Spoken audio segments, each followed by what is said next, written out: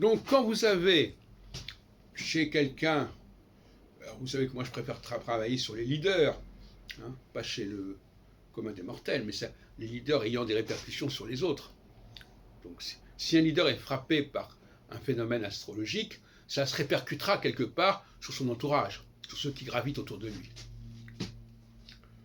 Eh bien, on peut prévoir que lorsque l'on passe d'une phase solsticiale à une phase équinoxiale, c'est-à-dire lorsque Saturne va passer sur, et ça je répète encore une fois, moi je pratique une astrologie collective, pas du thème natal. Tous les gens sont impactés par le passage de Saturne en Bélier, ou en Balance par exemple, directement ou indirectement, mais ils ne sont pas leur propre équation astrologiquement. Ils peuvent avoir une équation personnelle pour d'autres raisons, mais pas astrologiquement.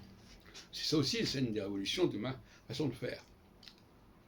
Qui d'ailleurs correspond à la pratique de l'astrologie de presse du début des années 30.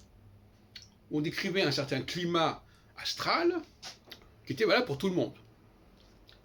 Et ce n'est qu'avec Marie-Louise Sondaz, notamment, qu'on a dit ah non, ça dépendra du signe zodiacal. Mais ça, c'est déjà un deuxième temps.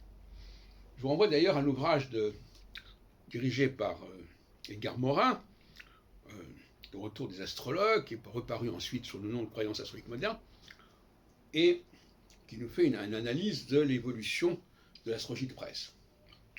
Alors, je dirais donc que quand on s'approche lorsque Saturne s'approche de cet axe Bélier-Balance, il faut s'attendre à des changements importants. Dans l'autre sens aussi d'ailleurs. Quand Saturne s'approche de l'axe Cancer-Capricorne, mais dans des changements dans le sens inverse. Alors, dans le cas des changements vers une équinoxialité, ça veut dire une tentation ou une tentative d'explorer des domaines qu'on avait laissés de côté. Des domaines, des pays. On part à l'aventure, on veut s'immerger dans d'autres milieux que celui où l'on est chez soi en quelque sorte.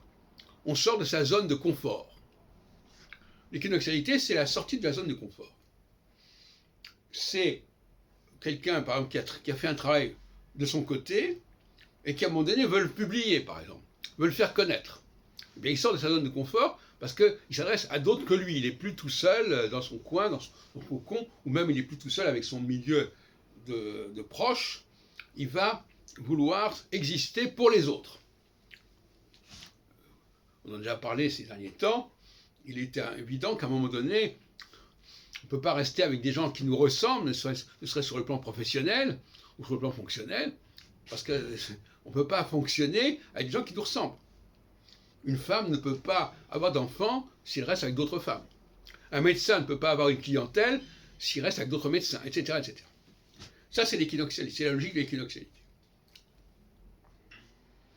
Donc, prévoir cela, ou bien dire qu'au moment où la personne, dans son passé, a vécu une phase équinoxiale, il s'est passé ce genre de choses.